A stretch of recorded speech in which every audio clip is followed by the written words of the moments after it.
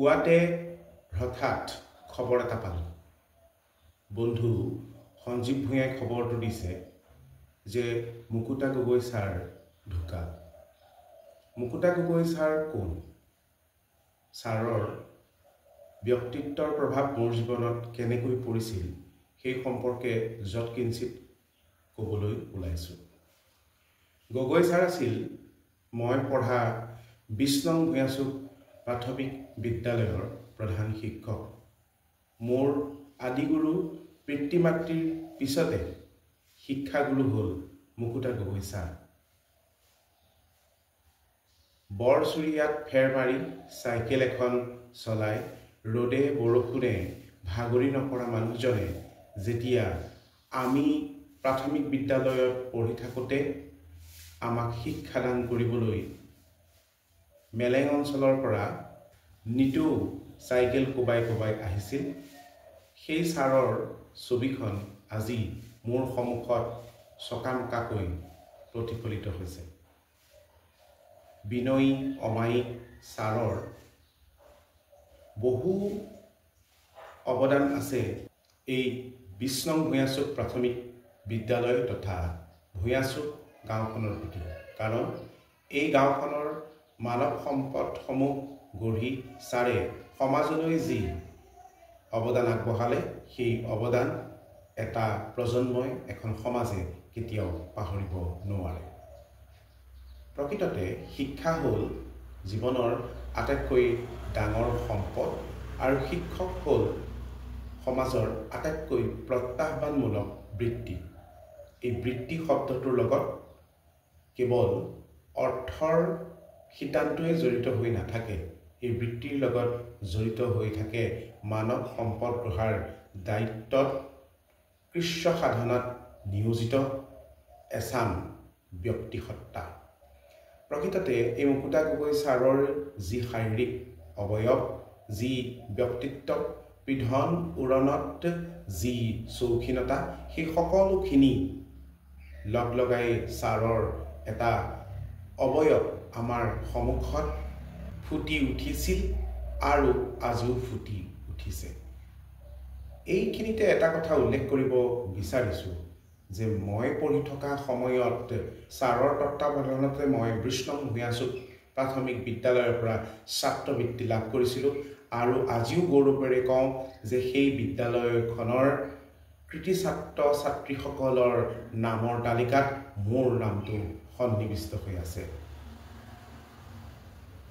২০ নং ভূঞাচুক প্ৰাথমিক বিদ্যালয়ে আচলতে আমাৰ দৰে ছাত্ৰসকলৰ জীৱনত এক পথ প্ৰদৰ্শন কৰি থৈ গ'ল আৰু কেতিয়াবা এতিয়াও সেইফালেদি গ'লে নামঘৰৰ ওচৰত থকা বিদ্যালয়খনৰ যিখন বৰ্তমান নতুনকৈ গঢ়ি তোলা হৈছে সেই বিদ্যালয়খনৰ পকী খুঁটাবোৰ চুই চুই উপলব্ধি কৰিব খোজোঁ। শৈশৱত আমি সেই বিদ্যালয়খনত কটোৱা সোণালী মুহূৰ্তবোৰ, আমাক সেই সময়ত পঢ়ুৱাইছিলে মুকুতা গগৈ ছাৰ, বিপুল ছাৰ, ভন বাইদেউ, নিভা বাইদেউ আৰু বহাগী বাইদেউ আছিল আমাৰ তত্ত্বাৱধায়ক।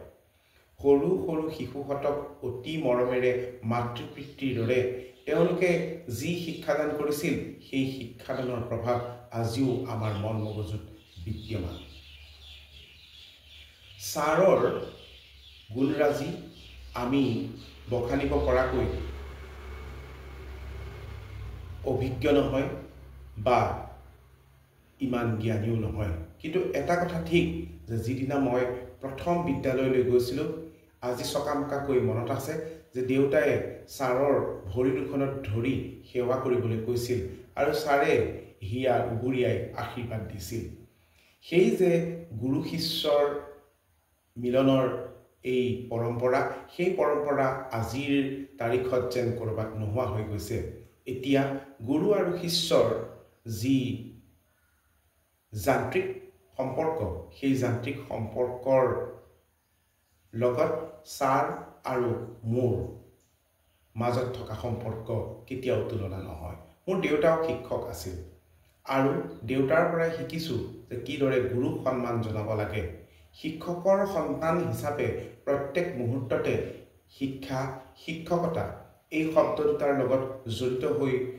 ফুৰা মই কেতিয়ানো অজানিতেই শিক্ষকৰ আদৰ্শসমূহ অনুকৰণ কৰিবলৈ শিকিলোঁ গমেই নাপালোঁ এতিয়া নিজেও শিক্ষকতাৰ বৃত্তিত জড়িত হৈ মৰ্মে মৰ্মে উপলব্ধি কৰোঁ যে এজন মানৱ সম্পদ গঢ়ি তুলিবলৈ শিক্ষকসকলে কিমান ধৰণৰ ত্যাগ সাধনা কৰিবলগীয়া হয় মুকুতা গগৈ ছাৰৰ দৰে মহান শিক্ষকে হয়তো সেই সময়ত সমাজৰ পৰা বঁটা বাহন নাপালে সেই সময়ত তেওঁলোকক গুৰু মহিয়ান গুৰু গংগা গুৰু ব্ৰহ্মপুত্ৰ গুৰু হিমালয় এনেকুৱা ধৰণৰ কিছুমান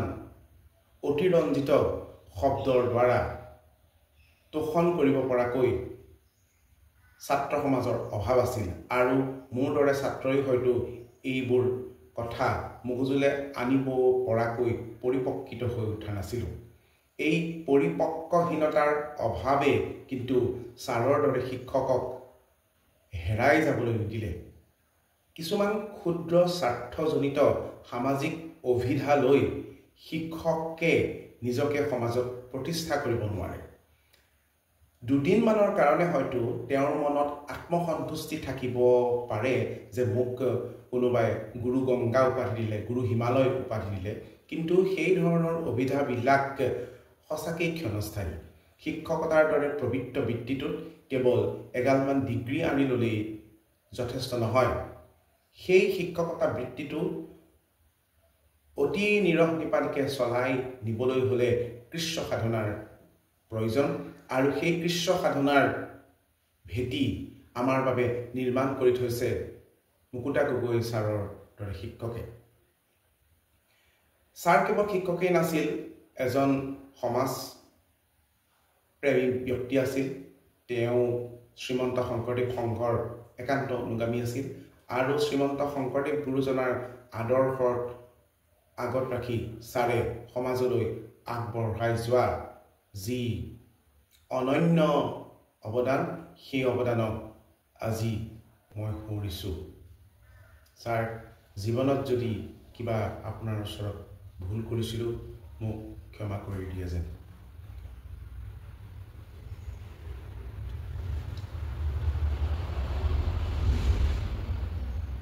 আৰু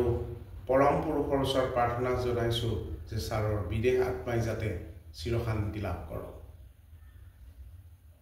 অপৰাধ বিনাশনত যোজনামে নাৰায়ণ জানি নামে পখিলো কৰণ আনগতি নাহিকে মৰণ অপৰাধ ক্ষমা কৰি তুমি দয়াশীল হৰি মোক ৰক্ষা কৰিব